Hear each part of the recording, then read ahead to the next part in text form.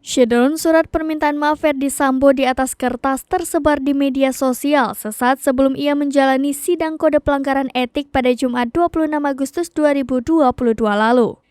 Ex-Kadif Propampori Irjen Ferdy Sambo menuliskan surat permintaan maaf terhadap para senior, rekan dan institusi Polri terkait kasus pembunuhan berencana terhadap ajudannya Brigadir Yosua Huta Barat atau Brigadir J di rumah dinasnya di Duren 3, Jakarta Selatan.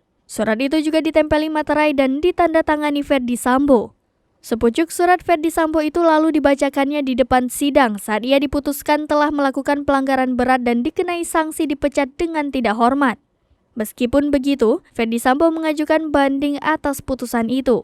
Dari tulisan tangan Ferdy Sambo itu, Tessa Sugito, seorang grafolog atau ahli membaca tulisan tangan, menilai bahwa Ferdy Sambo adalah orang yang berpikir komprehensif dan cerdas. Selain itu, menurut Tessa, dalam tulisan tangan Ferdy Sambo terlihat jelas huruf E-nya akan cenderung sempit, sehingga katanya bisa ada kecenderungan bahwa akhirnya Sambo lebih sulit menerima masukan dari orang lain.